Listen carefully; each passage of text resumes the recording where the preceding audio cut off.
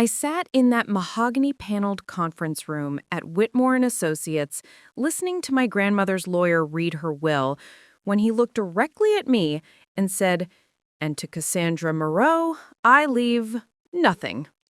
But what they didn't know, what none of them sitting around that polished table could have possibly known, was that my name was secretly written on every single $1 million asset my grandmother actually owned. Before we jump back in, tell us where you're tuning in from, and if the story touches you, make sure you're subscribed, because tomorrow, I've saved something extra special for you. The morning had started like any other Tuesday in Millbrook Heights. I'd driven my beat-up Honda Civic through the wrought-iron gates of the Whitmore estate, past the manicured gardens where I'd spent countless summers as a child, helping my grandmother Vivienne tend to her prized orchids. The same orchids that now lined the driveway like silent witnesses to what was about to unfold. My family was already there when I arrived. My Aunt Delphine, draped in designer black despite the fact that she hadn't spoken to grandmother in over 5 years, sat primly in the leather chair closest to the lawyer's desk. Her fingers, heavy with rings that probably cost more than my annual salary as a veterinarian assistant, drummed impatiently against her Hermes purse. She'd flown in from her penthouse in Manhattan the moment she heard the news, suddenly very concerned about family obligations. My cousin, Jasper, lounged in the corner, scrolling through his phone with the kind of bored indifference that only comes from a lifetime of expecting everything to be handed to him. At 28, he'd never held a real job, instead floating between his trust fund and whatever trendy startup his friends were launching that week. His designer suit probably cost more than what I made in 3 months, but he wore it like a costume. Expensive, but somehow hollow. My Uncle Reginald paced by the window, his Rolex catching the morning light as he gestured animatedly into his Bluetooth headset. Even at his own mother's will reading, he couldn't step away from his investment firm for more than 5 minutes. He'd built his fortune in real estate development, tearing down historical buildings in Millbrook to erect soulless condominiums that started at $500,000. And then there was me, Cassandra Moreau, 26 years old, wearing my only black dress that I'd bought off the clearance rack at Target. I worked 60-hour weeks at the Millbrook Animal Sanctuary, coming home every night smelling like hay and antiseptic, my hands permanently stained with the kind of honest work that my family had long since forgotten existed. They tolerated me, barely.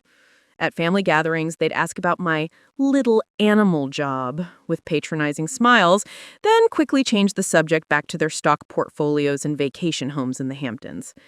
I was the family oddity, the granddaughter who chose raccoons over real estate, who spent her weekends fostering abandoned kittens instead of attending charity galas where rich people wrote tax-deductible checks and called it philanthropy. But grandmother Vivienne had been different. She'd seen something in me that the rest of them missed. While they saw a naive idealist wasting her potential, she saw someone who understood that wealth meant nothing if you didn't use it to make the world a little less broken. Every Sunday for the past 8 years, I'd driven to her estate for what we called tea and truth sessions. We'd sit in her sunroom, surrounded by the orchids she taught me to nurture, and she'd tell me stories about the early days of the Whitmore fortune, how her late husband had built the family business not through ruthless ambition, but through genuine care for his employees and community. How she'd watched their children and grandchildren slowly lose that vision, trading compassion for profit margins and community investment for personal gain. "Money reveals character, darling," she'd often say, her weathered hands gentle as she repotted a struggling bloom. "It doesn't create it. And what I see in this family..." She'd trail off, shaking her silver head sadly. She'd been sick for the past 2 years. Pancreatic cancer, the kind that steals people slowly and then all at once. While Delphine sent expensive flower arrangements from across the country, and Reginald hired the best private nurses money could buy, I was the one who sat with her during chemotherapy sessions. I was the one who helped her to the bathroom when she was too weak to walk alone. I was the one who held her hand during those long nights when the pain medication wasn't enough and she needed someone to remind her that she wasn't facing the darkness alone. The others visited when it was convenient. holidays, mostly. Sometimes birthdays if they remembered. They'd breeze in with expensive gifts and dramatic displays of concern, take a few photos for their social media accounts proving what devoted family members they were, then disappear back to their important lives until guilt or social obligation dragged them back. But I was there for the quiet moments, the Tuesday afternoons when she'd forgotten to eat because the medication made everything taste like metal. The Sunday mornings when she was too tired for our usual tea but wanted company anyway, so we'd sit in comfortable silence watching her orchids sway in the breeze. The Thursday evenings when she'd suddenly remember a story about my grandfather and need to tell someone who would actually listen. Now, 3 weeks after her funeral, a ceremony where I'd been relegated to the third row while they occupied the front like grieving VIPs, we were here for the final chapter. The reading of the will that would determine how Vivienne Whitmore's considerable fortune would be distributed among the surviving members of the family she'd spent her final years trying to understand. As Mr. Whitmore, no relation, just an unfortunate coincidence of names, adjusted his wire-rimmed glasses and cleared his throat, I felt the familiar knot of anxiety that had lived in my stomach since grandmother's death. Not because I expected anything significant. I knew my place in this family hierarchy. I was the charity case, the granddaughter who'd chosen a life of service over a life of profit. Whatever small token they left me would be generous enough, and I'd be grateful for it. What I couldn't have imagined, sitting there in my Target dress while my family mentally spent their inheritance, was that everything I thought I knew about my grandmother's final wishes was about to be turned completely upside down, and that the real will, the one that mattered, was something none of them had ever seen coming. Preparing and narrating the story took us a lot of time, so if you are enjoying it, subscribe to our channel. It means a lot to us. Now back to the story. The morning after the will reading, I sat in my small apartment above the Millbrook Animal Sanctuary, staring at my phone with fingers that trembled slightly as I typed. The official reading had left me with nothing, not even a small keepsake or family heirloom, while Delphine, Reginald, and Jasper had walked away with millions divided between them. I'd been dismissed with a polite "thank you for coming" and a parking validation ticket. But something felt wrong. Deeply, fundamentally wrong. I'd spent 8 years listening to my grandmother's stories, understanding her values, seeing how she'd quietly supported dozens of charities and causes that the rest of the family knew nothing about. The woman who'd secretly funded 3 animal shelters, who'd paid for countless college scholarships for underprivileged kids in Millbrook, who'd spent her final years worrying about what would happen to all her projects when she was gone, that woman wouldn't have left everything to people who saw dollar signs instead of purpose. So I crafted a simple, respectful text message to send to my family. No accusations, no drama, just a genuine request based on a nagging feeling that wouldn't leave me alone. Hi, everyone. I know yesterday was difficult for all of us. I've been thinking about grandmother's will, and something doesn't feel right to me. She mentioned several times over the years that she had important papers in her private study that no one had seen. Would it be possible for us to go through her personal effects together before the estate is finalized? I'm not looking for money. I just want to make sure we honor her complete wishes. Could we meet at the estate this weekend to look through everything? I think it's what she would have wanted. I read it over 3 times before sending it.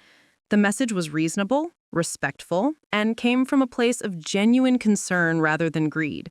I wasn't demanding anything, wasn't challenging the will directly, just asking for what seemed like a natural part of settling someone's affairs, making sure we hadn't missed anything important. I wasn't asking them to give me money. I wasn't questioning their inheritance. I was simply suggesting that maybe, just maybe, we should thoroughly go through grandmother's personal belongings before closing this chapter forever. In any normal family dealing with the loss of someone as meticulous and private as Vivienne Whitmore, this would have been an obvious step. After all, I'd been the one cleaning out her medicine cabinet when she got too weak to manage it herself. I'd been the one helping her organize her closets when climbing stairs became difficult. I'd seen the way she carefully labeled boxes, the way she kept certain documents in a separate filing system, the way she'd sometimes mention papers that matter without elaborating further. If anyone would know about additional documents or personal effects that might need attention, it would be me. I'd spent more time in that house over the past 2 years than any of them had in the past decade. I knew about the hidden compartment in her writing desk where she kept her most precious letters. I knew about the safety deposit box key she kept in her jewelry case. I knew about the locked filing cabinet in her study that even the housekeeper wasn't allowed to touch. The request made perfect sense. When someone with Vivienne Whitmore's attention to detail and love of documentation dies, you don't just take the lawyer's word that one document represents the entirety of their final wishes. You make sure. You look through everything. You honor their memory by being thorough. I was asking for one weekend, a few hours of their time to carefully and respectfully go through the personal effects of a woman who had loved us all, even when we didn't deserve it. I was asking them to help me make sure we weren't missing something important, not for my benefit, but for hers. It was the kind of request that any loving family member would make, the kind of suggestion that comes from genuine care rather than selfish motives. I wasn't challenging the will, wasn't demanding a recount, wasn't crying about fairness. I was simply asking for us to be thorough and respectful in handling the final affairs of someone who had always been thorough and respectful in everything she did. I hit send and set my phone down, feeling like I'd done the right thing. Whatever we found or didn't find, at least we'd know we'd been complete in our responsibilities to her memory. At least we'd have peace of mind that we'd honored her properly. The response would come within hours, and when it did, it would tell me everything I needed to know about what kind of family I was really dealing with. The first response came from Uncle Reginald within 2 hours. No greeting, no acknowledgement of my concern, just a curt, business-like dismissal that felt like a slap across the face. The will has been read and probated. Estate is being handled by professionals. No need to be digging through old papers. Everything important was already found by the lawyers. Time to move forward. I stared at the message, reading it 3 times to make sure I wasn't misunderstanding the tone. Move forward? Our grandmother had been dead for less than a month, and he was talking about moving forward like she was an old business deal that needed closing. But it was Aunt Delphine's response that really cut deep.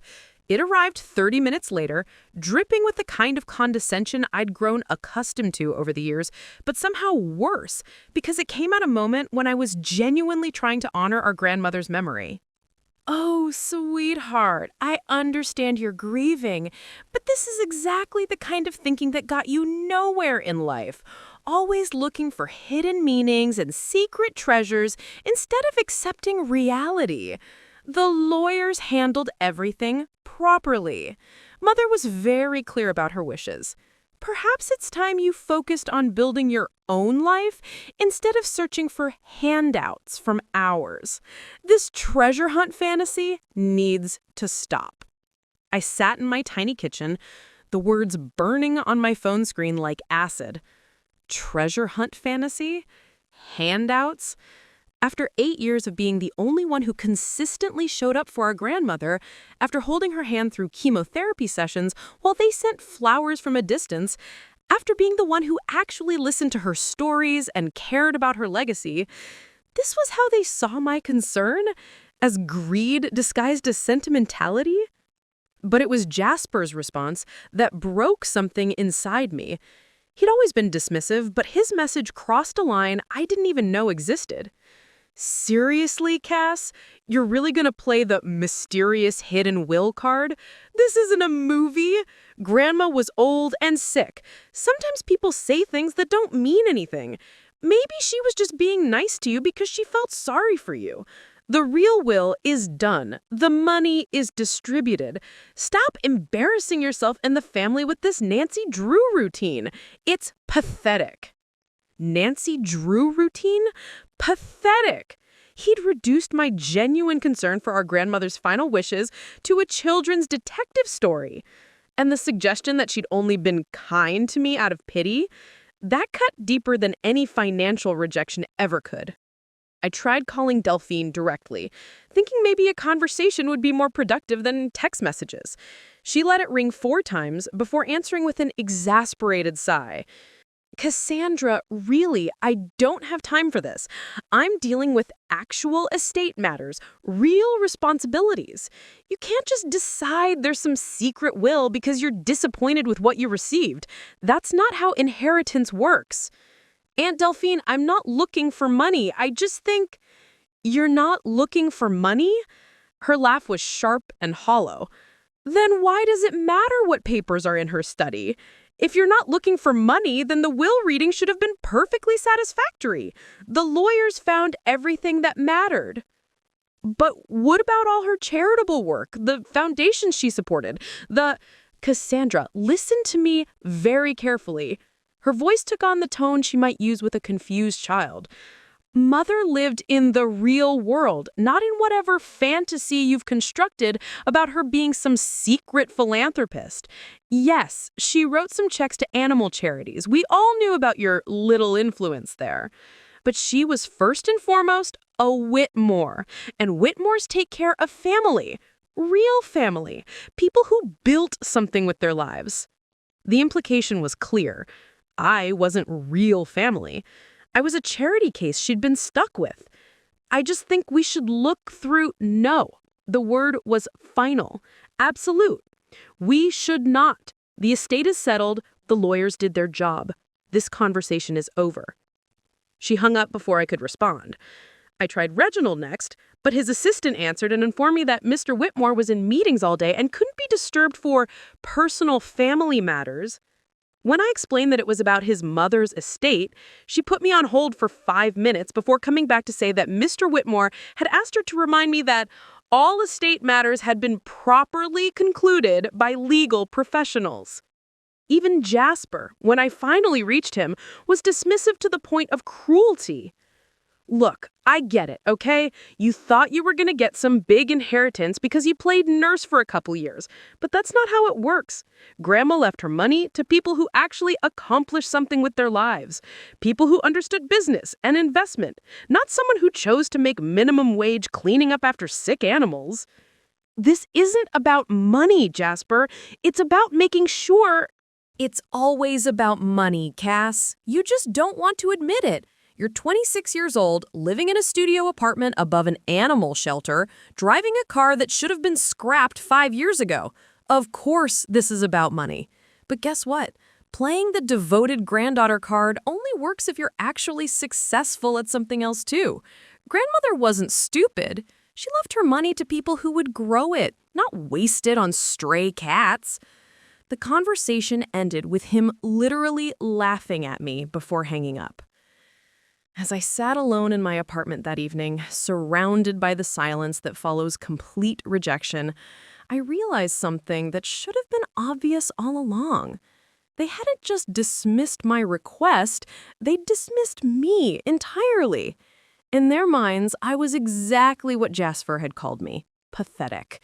A naive idealist who'd wasted years of her life caring for an old woman who'd ultimately seen through my act and left me nothing. But what they didn't understand, what none of them could have possibly understood, was that their cruel dismissal had just confirmed my suspicions rather than discouraged them. Because the grandmother I'd known for 8 years, the one who'd cried over news stories about animal abuse, who'd secretly funded college scholarships, who'd spent hours worrying about what would happen to her charitable projects after she died, that woman would never have left everything to people who could dismiss suffering so casually. Their coldness wasn't proof that I was wrong about hidden documents. It was proof that I was right. And tomorrow, I was going to the estate whether they gave me permission or not. I didn't respond to any of their messages. Not immediately, not angrily, not at all. The silence that followed their cruel dismissals was deliberate and complete. Well, every fiber of my being wanted to fire back with the fury their words deserved, while my fingers itched to type responses that would cut as deeply as their insults had cut me. I did something that I knew would speak louder than any argument I could craft. Nothing. I deleted the draft responses I'd started writing in moments of hurt and anger, the message to Delphine explaining how wrong she was about grandmother's charitable work, the reply to Jasper detailing exactly how many animals I'd saved while he'd contributed nothing meaningful to the world, the response to Reginald listing every single time I'd been there for grandmother while he'd been too busy with his important meetings to visit a dying woman. I deleted them all. Instead, I sent one simple message to the family group chat that had been created for estate coordination, but had quickly devolved into their private celebration of newfound wealth. 5 words, no punctuation, no emotion, no explanation. I understand. Thank you all. That was it. Clean, graceful, final. I turned off my phone after sending it and didn't turn it back on for the rest of the day. I didn't want to see their reactions, didn't want to know if they felt vindicated or guilty or nothing. Their opinion of me had been made crystal clear, and I had no interest in watching them pat themselves on the back for putting me in what they considered my proper place. Instead, I spent the day doing what I always did when the world felt too heavy and complicated. I worked with animals who needed me more than I needed validation from people who'd forgotten how to love unconditionally. At the sanctuary, I threw myself into the kind of physical labor that quiets a racing mind. I mucked out stalls, refilled water bowls, administered medications to recovering patients, and spent 2 hours gently coaxing a traumatized rescue dog named Button to accept treats from my hand. Button had been found chained in a backyard, abandoned by owners who decided that caring for him was too much work. The parallels weren't lost on me. Dr. Henley, the sanctuary's director and my boss, found me in the evening sitting in the puppy enclosure with 6 foster babies climbing over my lap like furry therapy sessions. "Rough day?" she asked, settling down beside me and immediately being swarmed by the same puppies who decided I was their personal jungle gym. "Family stuff," I said, which was both completely true and completely inadequate to describe the earthquake my world had experienced in the past 48 hours. The kind of family stuff that makes you clean every kennel twice and organize the supply closet for the 3rd time this month? I managed to smile despite myself. Dr. Henley had known me for 4 years, long enough to recognize my coping mechanisms. Something like that. She didn't push for details, which was one of the many reasons I respected her. Instead, she sat with me in companionable silence while puppies chewed on our shoelaces and play fought over a rope toy that was bigger than they were. "You know," she said, eventually, "I've been doing this work for 23 years, and I've learned something important about people who choose this life. We don't do it because we're naive or idealistic or because we can't handle the real world. We do it because we've seen enough of the real world to know what actually matters." She stood up, gently extracting a puppy who'd decided her hair was the perfect teething toy. "Whatever happened today with your family, whatever they said or didn't say, it doesn't change the fact that you've spent 4 years showing up here every single day to take care of creatures who can't take care of themselves. That's not pathetic, Cassandra. That's heroic." After she left, I sat alone with the puppies as darkness fell outside the sanctuary windows. The familiar sounds of the evening routine surrounded me, the soft snoring of dogs settling in for the night, the gentle purring of cats in the recovery room, the whispered conversations of the overnight volunteer checking on the patients who needed extra attention. This was my world. Not trust funds or investment portfolios or charity galas where wealthy people wrote checks and called it compassion. This was actual compassion. Messy, exhausting, underpaid, and absolutely essential compassion. I thought about grandmother's last conversation with me, just 5 days before she died. She'd been weak that day, the cancer having stolen most of her strength, but her mind had been clear and focused in a way that seemed almost urgent.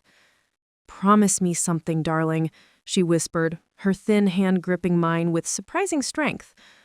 promise me that no matter what happens, no matter what anyone tells you about what I wanted or didn't want, you'll remember that love isn't about what you inherit. It's about what you inherit the courage to do with your life. At the time, I'd thought she was talking about my work at the sanctuary, encouraging me to continue on a path that the rest of the family found embarrassing. Now, sitting in the quiet darkness with puppies sleeping in my lap, I wondered if she'd been preparing me for exactly this moment. The moment when I'd have to choose between accepting their version of who I was and who she'd been, or trusting my own knowledge of both. When I finally turned my phone back on that night, there were 7 missed calls and dozens of text messages, but I didn't read them. I didn't need to know if they were gloating or angry or confused by my silence. Their opinions of me had been made clear enough. Instead, I opened my laptop and did something that felt both completely rational and completely crazy. I researched private investigation services in Millbrook. Not because I wanted to hire someone, I couldn't afford that even if I wanted to, but because I wanted to understand the process of uncovering information that other people preferred to keep hidden. I researched public records access, document storage requirements for estate planning attorneys, and the legal procedures for challenging probated wills. I wasn't planning to challenge anything legally. That would require money I didn't have and lawyers I couldn't afford. But I was planning to satisfy my own curiosity about whether my instincts about grandmother's true intentions were correct. By midnight, I had a plan. It wasn't dramatic or vengeful or designed to hurt anyone. It was simply thorough, methodical, respectful of the memory of a woman who'd always taught me that truth was worth pursuing even when it was inconvenient for other people. Tomorrow, I would begin the process of either confirming that I was wrong about grandmother's hidden intentions or discovering that my family's cruelty had been even more misguided than I had imagined. Either way, I would know the truth. And that felt like exactly what Vivienne Whitmore would have wanted. The key arrived on Thursday morning, delivered by a courier service I'd never heard of, Meridian Express, and an envelope that bore my name in my grandmother's distinctive handwriting. No return address, no explanation, just my name written in the careful script I'd watched her use to label everything from garden markers to prescription bottles. Inside was a small brass key attached to a simple note. Safety Box 247, First National Bank of Millbrook. The manager, Mr. Pemberton, is expecting you. Show him this letter and your identification. Tell him the orchids are blooming. I stared at the note for a full 5 minutes, my hands trembling slightly as I turned it over, looking for more information. The orchids are blooming. It was something grandmother had said during our last coherent conversation when she had seemed to be speaking more to herself than to me.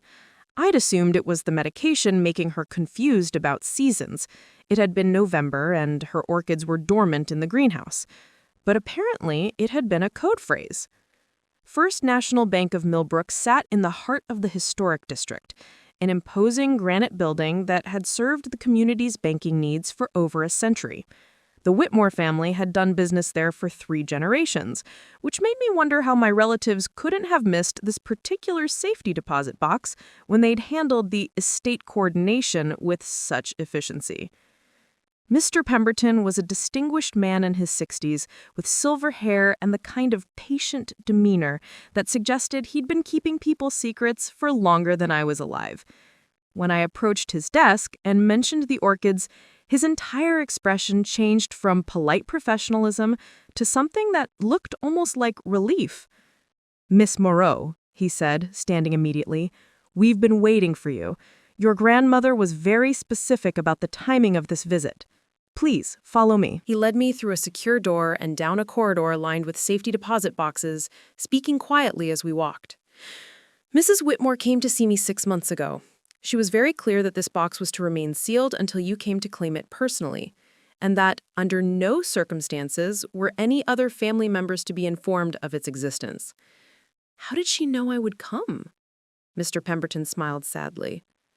"She said, and I quote, 'Cassie will come because she's the only one who listens when I talk about what really matters. She'll know something is missing, and she'll have the courage to look for it. Box 247 was larger than I'd expected, requiring 2 keys.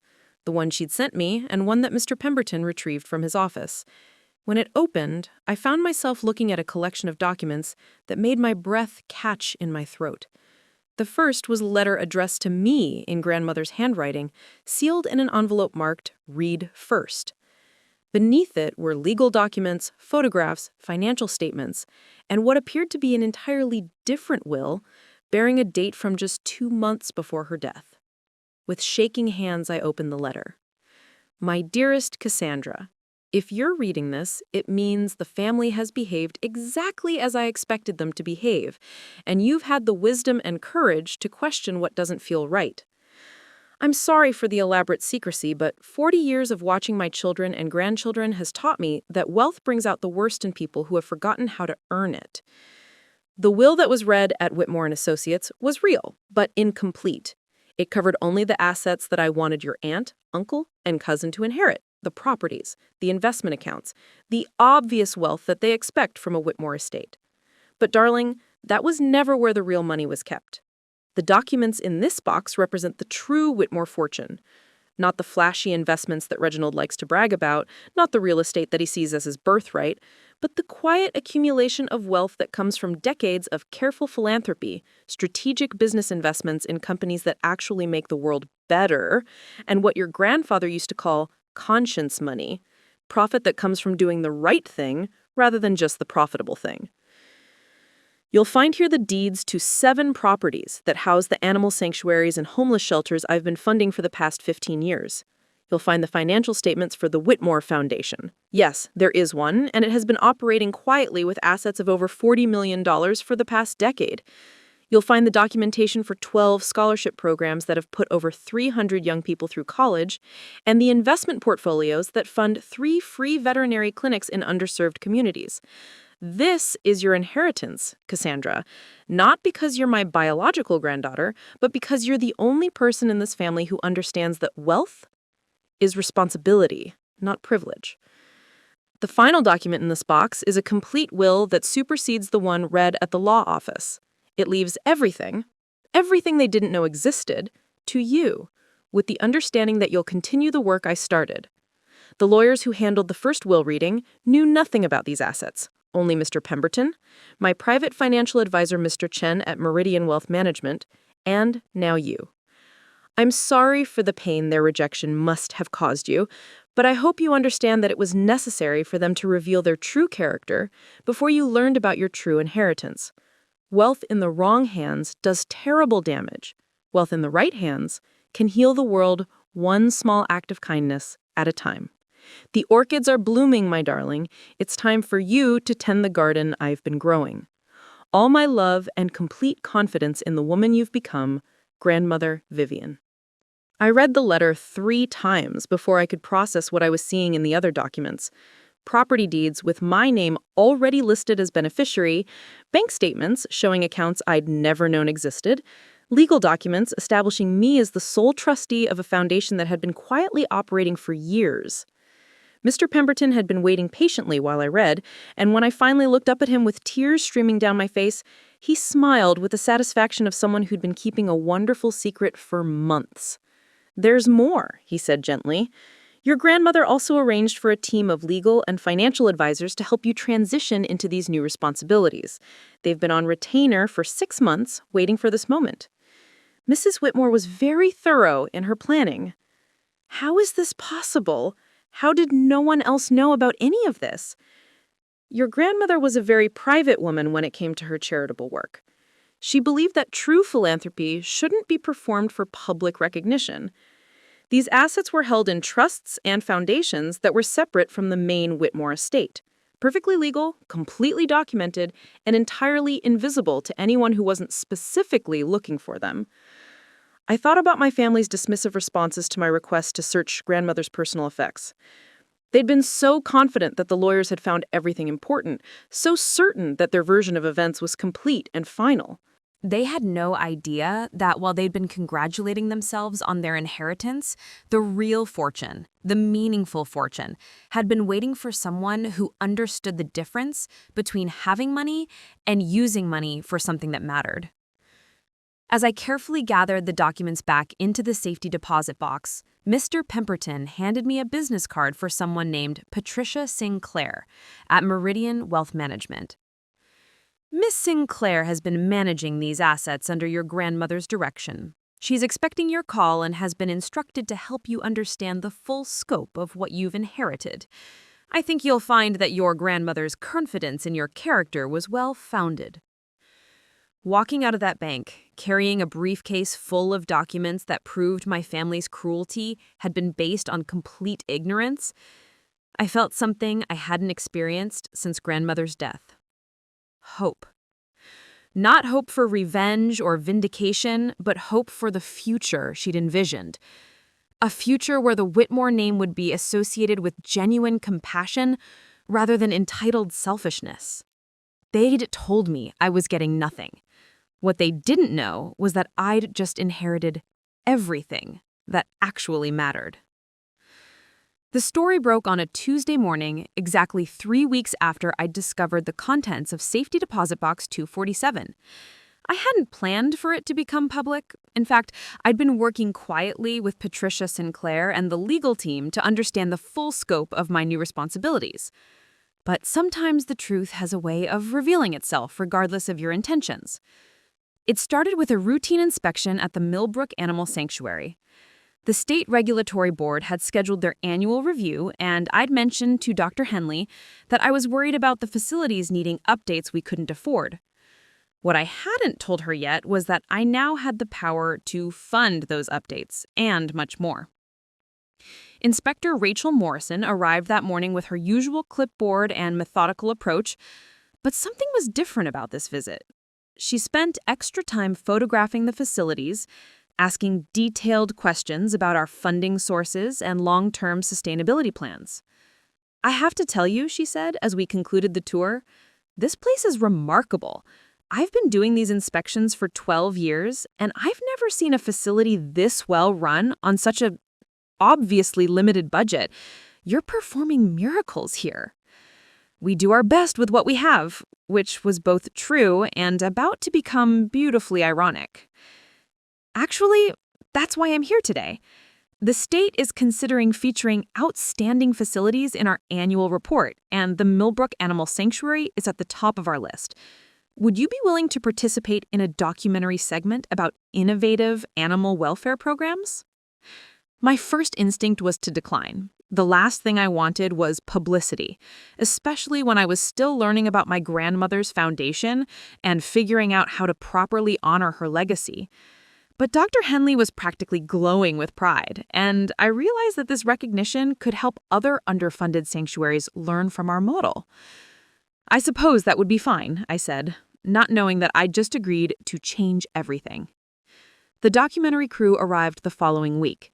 Producer James Chen, no relation to grandmother's financial advisor, and his team spent 3 days filming the sanctuary's operations, interviewing staff, and documenting the innovative programs we developed to maximize impact with minimal resources. James was particularly interested in our volunteer program and the partnerships we'd built with local veterinary schools. How did you develop such sophisticated community outreach with such a small budget? He asked during my on-camera interview. We've learned that passion and creativity can accomplish things that money alone could. When you truly care about something, you find ways to make it work. And what drives that passion for you personally? I found myself talking about grandmother, about the lessons she'd taught me during our Sunday afternoon conversations, about her belief that true wealth came from using whatever resources you had to make life better for others who couldn't help themselves. My grandmother always said that the measure of a person wasn't what they accumulated, but what they contributed. She taught me that love isn't about what you inherit, it's about what you inherit the courage to do with your life. James leaned forward, clearly intrigued. Your grandmother sounds like she was a remarkable woman. Was she involved in animal welfare work? I paused, realizing I was at a crossroads. I could give a simple, safe answer and keep grandmother's foundation work private, or I could honor her memory by sharing the truth about her incredible legacy. She was involved in more charitable work than most people ever knew, I said carefully. She believed in quiet philanthropy, helping without seeking recognition or praise. That's beautiful. Was she able to support your work here at the sanctuary? And that's when I made the decision that would change everything. Actually, I said, looking directly into the camera, my grandmother, Vivienne Whitmore, spent decades quietly building a foundation dedicated to animal welfare, education, and community support. She left me the responsibility of continuing that work, and I plan to honor her trust by expanding these programs to help sanctuaries and communities across the region. James's eyes lit up with the unmistakable gleam of a journalist sensing a bigger story. Can you tell us more about that? I explained about the Foundation's mission, the network of properties and programs it supported, and my plans to create a model that other communities could replicate. I didn't mention the family drama or the specific dollar amounts involved, but I was clear about the scope and significance of grandmother's philanthropic legacy. The interview aired as part of a 1-hour documentary called Hidden Heroes, Unsung Champions of Animal Welfare, on the state's public television network. But it was the accompanying news story that really caught attention. Local veterinary assistant inherits millions for Animal Welfare Foundation, read the headline in the Millbrook Herald. The article included quotes from my interview, photographs of the sanctuary, and background information about the Whitmore family's prominence in the community. By the time the story was picked up by regional news outlets, it had evolved into something much more dramatic. Whitmore heiress reveals secret philanthropic empire left by grandmother. The local evening news ran a segment featuring footage from the documentary alongside file photos of grandmother at various community events over the years. The anchor spoke with the kind of reverent tone usually reserved for major philanthropic announcements. For decades, Vivienne Whitmore quietly supported animal welfare and education programs throughout the region. Now, her granddaughter, Cassandra Moreau, has revealed the full scope of that generosity, a foundation with assets dedicated to continuing Mrs. Whitmore's compassionate legacy. The interview included an interview with Dr. Henley, who spoke glowingly about my dedication to the sanctuary and my plans to expand its mission. Cassandra has always understood that this work is about more than just helping animals, she said. She sees the bigger picture, how caring for the vulnerable members of our community makes all of us more human. But it was the final segment that really made my heart race. The reporter had somehow tracked down several scholarship recipients from grandmother's education programs, people I hadn't even known existed until I'd found their files in the foundation documents. Maria Santos, now a veterinarian in the neighboring county, spoke tearfully about how the Whitmore Foundation scholarship had made her career possible. I never knew who was behind the funding, she said. I just knew that someone believed in me when I couldn't afford to believe in myself. Dr. Kevin Park, a recent graduate of the State Veterinary College, described how his scholarship had not only covered tuition, but had connected him with mentors and internship opportunities that had shaped his entire career. The Whitmore Foundation didn't just give me money, they gave me a future.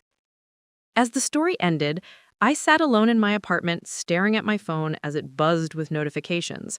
Friend requests, interview requests, and dozens of messages from people I barely knew congratulating me on my good fortune.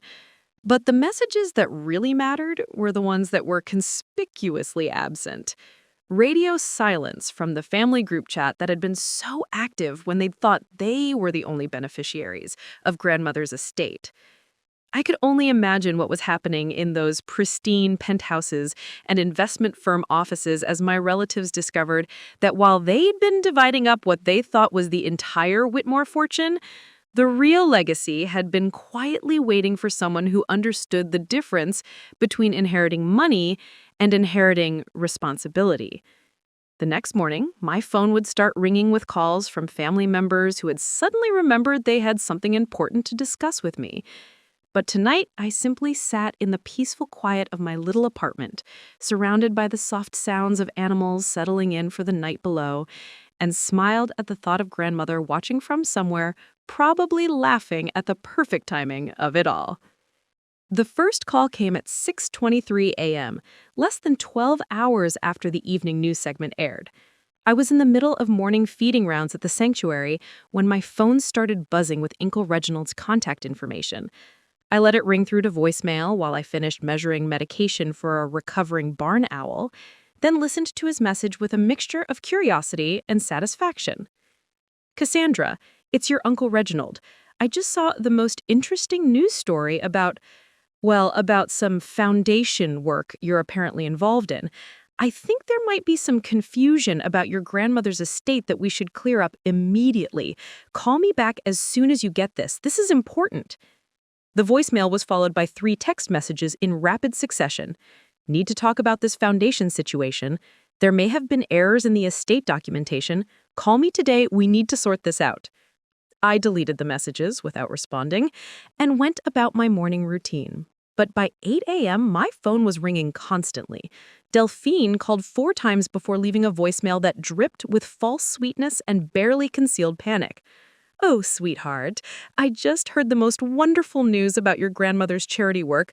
I had no idea she'd been so extensive in her giving. I'm sure there are some family discussions we need to have about coordinating these efforts properly. You know how complicated these legal matters can be, and we certainly don't want any misunderstandings about fiduciary responsibilities. Call me back, darling. We should all sit down together soon." Jasper's approach was more direct and significantly less diplomatic. His voicemail was left at 8:47 a.m., and his frustration was evident in every syllable. "Cass, what the hell is going on? I just had 3 people send me links to news articles about some massive foundation that supposedly existed all along. This doesn't make sense. If there was more money, the lawyers would have found it. Either there's been some kind of mistake or someone's not being honest about something. We need to meet and figure this out immediately." But it wasn't just the family members scrambling to understand what they'd missed. The ripple effects were spreading far beyond their personal panic. By mid-morning, Patricia Sinclair from Meridian Wealth Management called to inform me that she'd been contacted by 3 different law firms representing my family members, all demanding immediate disclosure of foundation assets and questioning the legal validity of the secondary will. "I've handled situations like this before," Patricia said with professional calm. "When people discover that inheritance they thought was complete was actually just the tip of the iceberg, there is usually an initial period of disbelief, followed by attempts to challenge the documentation. Your grandmother anticipated this reaction and made sure every document was bulletproof." "What exactly are they claiming?" "Mr. Reginald's attorney is suggesting that your grandmother wasn't mentally competent to make secondary estate decisions in her final months. Ms. Delphine's legal team is questioning whether the foundation assets were properly disclosed during the initial probate process. And your cousin Jasper's lawyer is simply demanding a complete audit of all Whitmore family assets." I felt a familiar anger rising in my chest, the same fury I'd experienced when they dismissed my reasonable request to search grandmother's personal effects. So they're basically claiming she was too sick to know what she was doing when she left money to charity, but perfectly competent when she left money to them? That's essentially their position, yes. It's not uncommon, but it's also not legally sound. Your grandmother worked with our firm for over 15 years to establish these philanthropic vehicles. We have documentation of her mental competency from multiple medical professionals, including assessments conducted specifically for estate planning purposes just 3 months before her death. The local media attention was intensifying as well. The Millbrook Herald ran a follow-up story featuring reactions from community leaders and beneficiaries of grandmother's programs. The headline read, "Community Leaders Praise Whitmore Foundation's Decade of Quiet Service." Mayor Thompson was quoted extensively. "Vivienne Whitmore exemplified the kind of thoughtful philanthropy that builds stronger communities. These programs have been making a real difference for years, and we're grateful that her granddaughter is committed to continuing that legacy." But it was the reader comments on the online articles that really revealed how the story was being received by people who'd known my family for years. User Millbrook Native 47 wrote, "I've lived in this town my whole life and never knew about these programs. Meanwhile, her other family members have been bragging about their wealth at every charity gala for decades. Interesting that the granddaughter who actually works with animals is the one who got the foundation dedicated to helping animals." Local Volunteer 23 added, "I volunteered at one of the homeless shelters that apparently receives Whitmore Foundation funding. The staff always said their anonymous benefactor was someone who really understood the mission. Now it makes sense. Too bad the rest of the family was too busy counting their money to notice what she was actually doing with it." The most pointed comment came from someone with the username VetSchoolGrad2019. "I received a Whitmore Foundation scholarship that changed my life. I tried to send thank you letters, but was told the donor preferred to remain anonymous. Reading about how her family treated her granddaughter makes me understand why she kept her real values private. Some people inherit money, others inherit character." By afternoon, the family group chat that had been silent since my simple, "I understand, thank you all" message 3 weeks earlier suddenly exploded with activity. Delphine, "We need to have an emergency family meeting about this foundation situation." Reginald, "My attorney says there may be grounds to challenge the secondary will if mother wasn't properly advised about tax implications." Jasper, "This is ridiculous. There's no way Grandma had $40 million hidden somewhere that the lawyers missed." Delphine, "Cassandra, you need to respond to us. This affects the entire family." Reginald, "There are proper procedures for handling large charitable bequests. We can't have family members making unilateral decisions about Whitmore assets." Jasper, "Seriously, Cass, stop ignoring us. We need to sit down and sort this out like adults." I read their messages with a sense of detached amusement. 3 weeks ago, when I had asked for their help with something as simple as looking through grandmother's personal effects, I'd been dismissed as pathetic, naive, and embarrassing. Now that they realized those personal effects had contained the keys to a $40 million foundation, suddenly we needed emergency family meetings and adult conversations. The irony wasn't lost on me that the same people who told me to stop embarrassing the family with treasure hunt fantasies were now demanding access to the treasure they'd insisted didn't exist. But the most revealing moment came when I received a call from the senior partner at Whitmore Associates, the law firm that had handled the initial will reading. "Miss Moreau, this is Harrison Whitmore. I believe there may have been some miscommunication regarding your grandmother's estate. I'm seeing news reports about foundation assets that weren't disclosed during our probate proceedings. I'd like to schedule a meeting to review all documentation and ensure that proper procedures were followed." "Mr. Whitmore," I said calmly, "your firm handled exactly what my grandmother intended you to handle. The foundation assets were managed by a completely separate legal team, as she specifically requested. There was no miscommunication." "I see. Well, perhaps we should discuss coordinating these matters moving forward, given the complexity of managing such substantial—" "Mr. Whitmore," I interrupted, 3 weeks ago, your firm concluded my grandmother's estate proceedings. At that time, you seemed quite confident that everything had been handled properly and completely. I'm curious what's changed since then that makes you think additional coordination is necessary." The silence on the other end of the line told me everything I needed to know. When they'd thought the estate contained only a few million in traditional assets, they'd been perfectly satisfied with their thoroughness. Now that they realized they'd missed the real fortune, suddenly there were concerns about proper procedures and coordination. As evening fell and my phone finally stopped ringing, I sat in the sanctuary's office reviewing the day's developments with a sense of profound clarity. My family's panic, the lawyer's sudden interest, the media attention, it was all exactly what grandmother had predicted would happen when the truth came to light. She'd known they would challenge her competency once they realized what they'd missed. She'd known they would claim there had been errors or oversights in the legal process. She'd known they would suddenly develop deep concerns about proper family coordination of assets they'd had no interest in when they thought those assets didn't exist.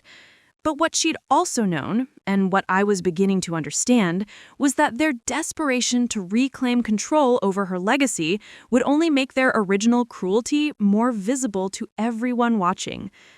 Tomorrow would bring more calls, more legal threats, more attempts to rewrite the history of how they'd treated me when they thought I was worth nothing. But tonight, I was content knowing that grandmother's careful planning was working exactly as she'd intended. Instead of responding to their frantic calls and legal threats, I did something that would have made grandmother proud. I got to work. 3 days after the news story broke, I walked into the offices of Meridian Wealth Management carrying a detailed proposal that I'd spent every spare moment of the past week developing. Patricia Sinclair greeted me with the kind of professional warmth that suggested she'd been waiting for exactly this kind of initiative. "I've been managing philanthropic assets for 23 years, she said, as I spread my documents across her conference table, and I've never seen someone transition into foundation leadership with such clear vision. Your grandmother chose well." My proposal was ambitious, but grounded in the practical experience I'd gained at the animal sanctuary. Rather than simply continuing grandmother's existing programs, I wanted to create something that would multiply their impact exponentially. "I'm calling it the Vivienne Whitmore Compassion Network," I explained, pointing to the organizational chart I'd sketched out. "Instead of just funding individual shelters and programs, we create a system where successful models can be replicated in communities across the region." The concept was based on something I'd learned during my years at the Millbrook Sanctuary. The most effective programs weren't necessarily the ones with the biggest budgets, but the ones that understood how to build sustainable community partnerships. I wanted to take that principle and scale it. "Here's how it works," I continued, warming to the subject that had consumed my thoughts for days. "We identify veterinary students who are passionate about community service and pair them with experienced practitioners in underserved areas. The foundation provides funding for mobile veterinary units, but more importantly, we provide the training and support systems that make these programs self-sustaining." Patricia leaned forward, clearly intrigued. "Go on." "The same model works for education programs. Instead of just providing scholarships, we create mentorship networks where scholarship recipients commit to mentoring the next generation of students. It becomes a cycle of support rather than just a one-time grant." Over the next 2 hours, I outlined a comprehensive vision that would transform the foundation from a traditional charity operation into something much more innovative. Mobile veterinary clinics that would rotate through rural communities, educational programs that paired animal welfare training with job placement assistance, community gardens managed by seniors and tended by at-risk youth, with therapy animals as bridges between generations. The beautiful thing about this approach is that it's not about giving people charity. It's about giving them tools and connections and opportunities to build something meaningful themselves. Patricia was taking notes rapidly. The infrastructure requirements alone, we're talking about a significant expansion of operations. I know. That's why I've spent the past week researching implementation strategies. I pulled out another folder, this one containing detailed budget projections and timeline proposals. I've identified 6 communities within a 100-mile radius that have expressed interest in pilot programs. If we start small and prove the model works, we can expand systematically. And staffing? That's the most exciting part. I've been in contact with Dr. Hendley and several other sanctuary directors who are interested in developing regional training programs. We're not just hiring staff, we're creating career pathways for people who want to dedicate their lives to this kind of work but haven't had the resources or connections to make it sustainable. Patricia set down her pen and looked at me with something that might have been admiration.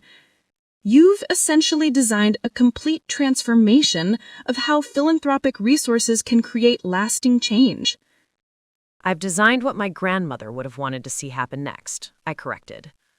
"She spent decades planting seeds quietly. Now it's time to help them grow into something that can plant seeds of their own." The foundation board meeting was scheduled for the following week. As the newly appointed trustee, I would be presenting the expansion proposal to the existing board members, community leaders and professionals who had been working with grandmother for years but had never met me. I spent the intervening days visiting each of the Foundation's current program sites, meeting with staff, talking to beneficiaries, and documenting exactly how grandmother's quiet investments had been creating change in communities across the region. At the Westbrook Animal Clinic, I met Dr. Sarah Chen, daughter of the financial advisor Mr. Chen I'd been working with, who had been providing free veterinary care to low-income families for 3 years without knowing the source of her funding. I just knew that someone understood what we were trying to accomplish here, she told me, as we watched her treat an elderly man's arthritic dog. They never asked for publicity or recognition, never tried to influence our medical decisions. They just made it possible for us to do the work we believed in.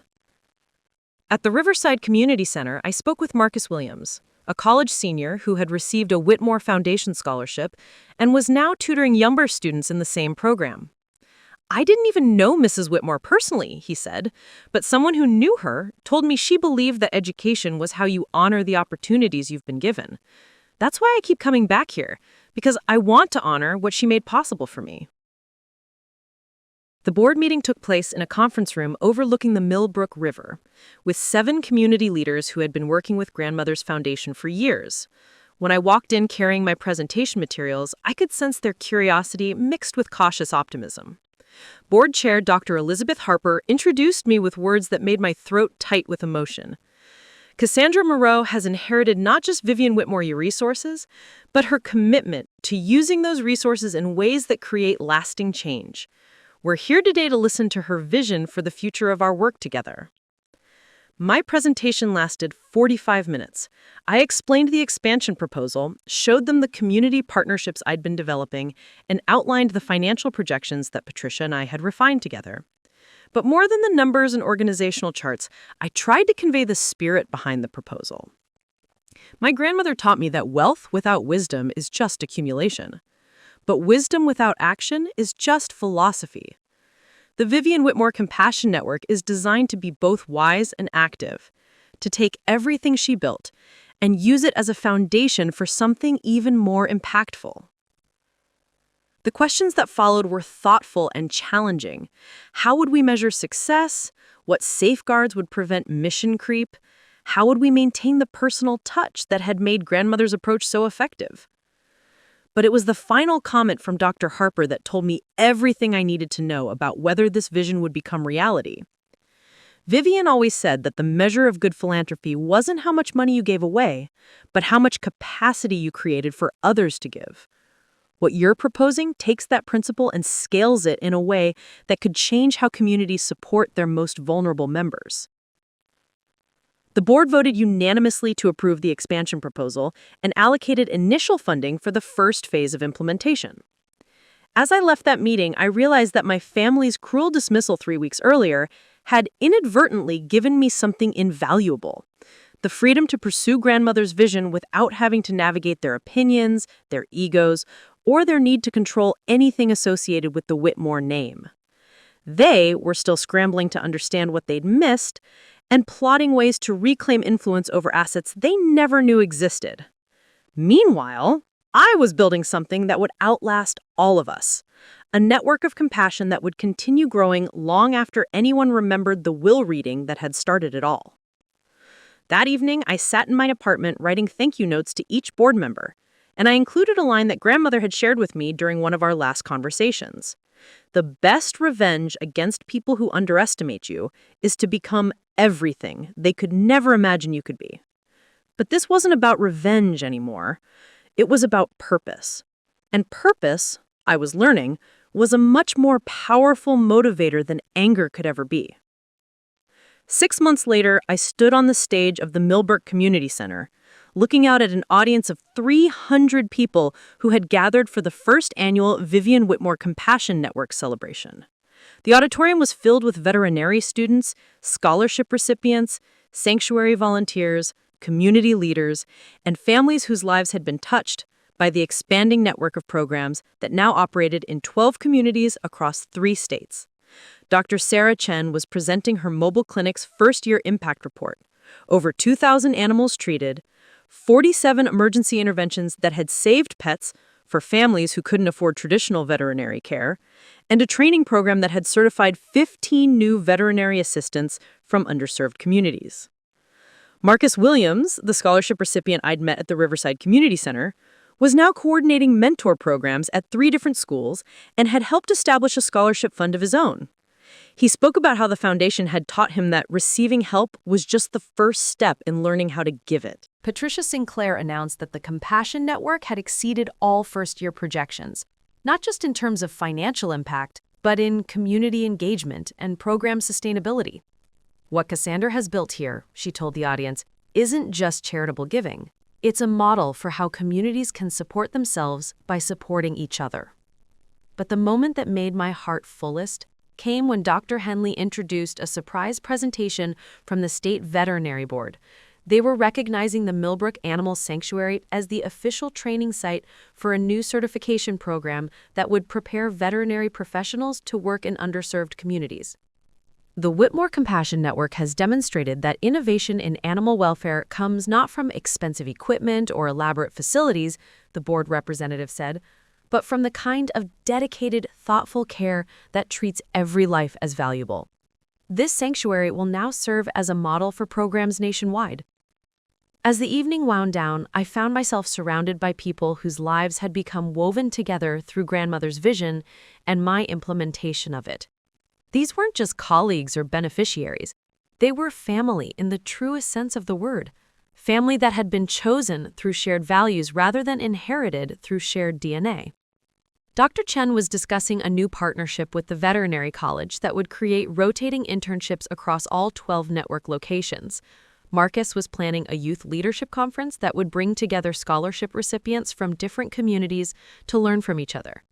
Patricia was coordinating with 3 other foundations that wanted to replicate our model in their regions.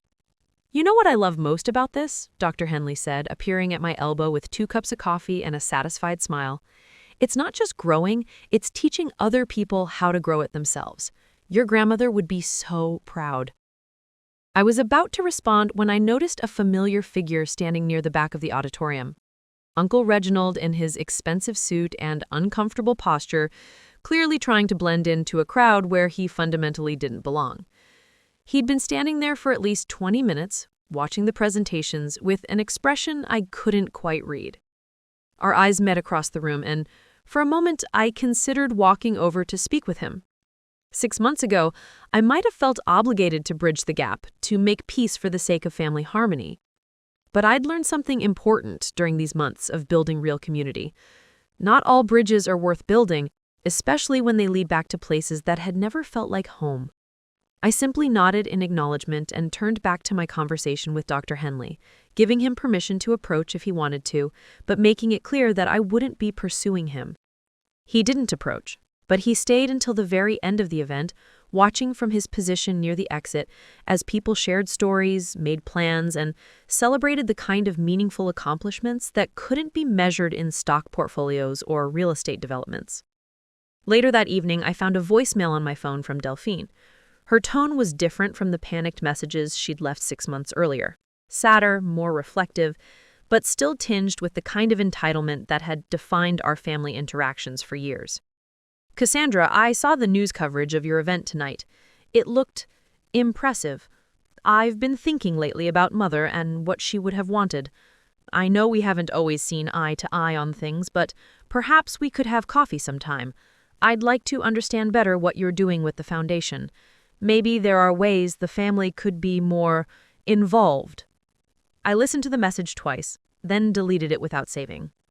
2 days later, I received a formal letter from Jasper's attorney officially withdrawing all legal challenges to the foundation and grandmother's secondary will. The letter was brief and professional, with no personal note attached, but its arrival marked the end of 6 months of legal harassment that had ultimately accomplished nothing except to validate my initial instincts about my family's character. Patricia called me that afternoon to discuss the withdrawal of legal challenges, but also to share some news that felt like a perfect circle closing. I've been contacted by the Whitmore Associates law firm. They're interested in establishing a pro bono program to provide legal services for nonprofit organizations in rural communities. Apparently, they'd like to explore opportunities to support the Compassion Network's expansion. I laughed out loud. 6 months ago, they were confident they'd handled everything properly and completely. Now they want to volunteer their services to fix what they missed? People have a remarkable ability to reframe their mistakes as opportunities once they realize the cost of those mistakes, Patricia observed dryly. That weekend, I drove to grandmother's gravesite for the first time since her funeral. I'd been avoiding it, not out of grief, but because I'd been too busy living the vision she'd left me to spend time mourning what I'd lost. Now, with the first year of the Compassion Network successfully launched and legal challenges finally resolved, I felt ready to have the conversation I'd been postponing. I sat in the grass beside her headstone, watching the late afternoon sun filter through the oak trees she'd loved, and told her about everything that had happened since that devastating will reading 9 months earlier. They thought they were punishing me by leaving me out of their version of your estate, but what they actually did was give me the freedom to honor your real legacy without having to negotiate with people who never understood what you were trying to build. A gentle breeze moved through the trees, stirring the leaves in a way that felt like acknowledgement. The Compassion Network is working exactly the way you designed it to work, not just helping people, but teaching them how to help others, creating capacity instead of dependency, building communities instead of just writing checks. As I prepared to leave, I placed a small bouquet of orchids on her grave, orchids I'd grown myself in the greenhouse that was now part of the foundation's headquarters. They were blooming beautifully, tended with the same care and attention she'd taught me to give to everything that mattered. Driving home, I thought about the family group chat that had been silent for months, the legal challenges that had dissolved into irrelevance, and the relatives who were now watching from the sidelines as strangers celebrated work they'd been too short-sighted to value. But mostly, I thought about the community I'd built, or rather, the community that had built itself around shared values and mutual support. Dr. Chen, who called me every Tuesday to share updates from the mobile clinic. Marcus, who sent photos of the students he was mentoring. Patricia, who had become not just a financial advisor, but a trusted friend. Dr. Henley, who had believed in my potential long before I'd inherited the resources to fulfill it. These were the relationships that sustained me now, not the accident of shared genetics, but the choice of shared purpose. As I pulled into the parking lot of the sanctuary that evening, I saw Dr. Henley's car still there, along with 2 volunteer vehicles and a truck belonging to the veterinary student who was completing her rotation with us this month. The building was warm with light and activity, filled with people who had chosen to spend their evening caring for animals who needed them. I walked through the front door into the controlled chaos of evening feeding time, immediately surrounded by the sounds of dedicated people doing meaningful work together. This was family. This was home.